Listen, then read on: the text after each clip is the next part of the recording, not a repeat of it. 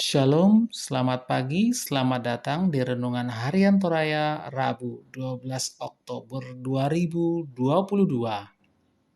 Sebelum masuk di Renungan Harian Toraya, kita berdoa. Bapa, dalam nama Yesus, kami akan baca firman-Mu. Biarlah firman-Mu itu tetap tinggal di hati kami, dan kami berbagi kepada mereka yang ingin mendengarkan firman Tuhan. Di dalam nama Tuhan Yesus. Haleluya. Amin.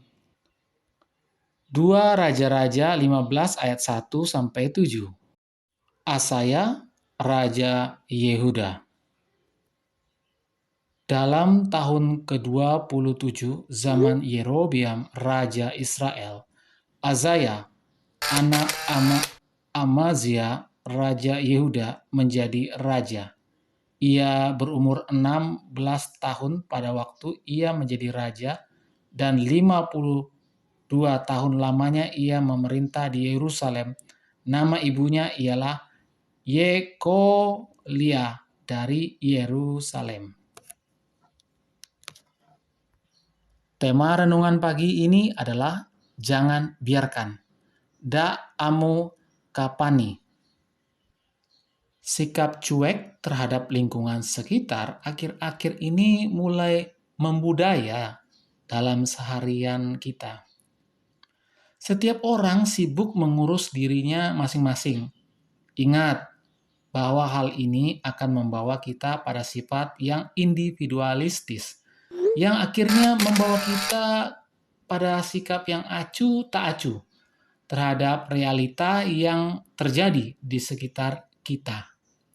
Raja Azaya adalah raja yang memerintah Yehuda yang cukup saleh dan taat kepada Tuhan. Dikatakan bahwa ia melakukan hal yang benar di mata Tuhan.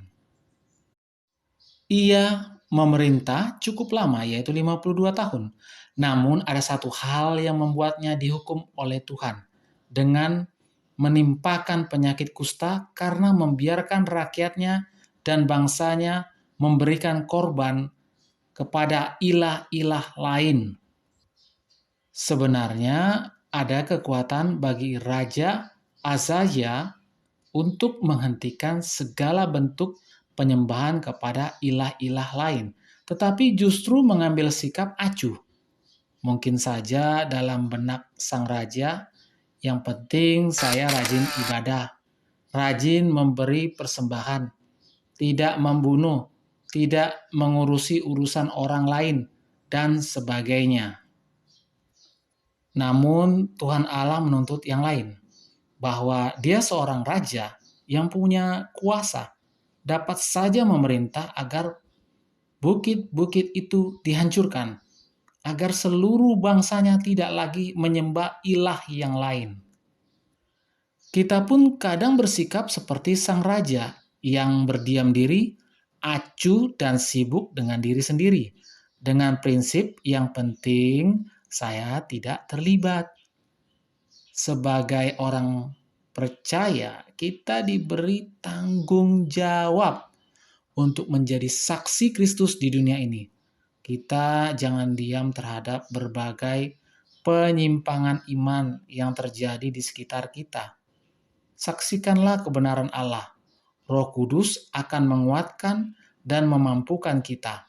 Amin. Mari kita berdoa. Bapa, dalam nama Yesus, terima kasih atas firman-Mu ini.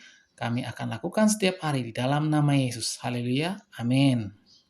Selamat pagi, selamat beraktivitas. Tuhan Yesus memberkati. Amin.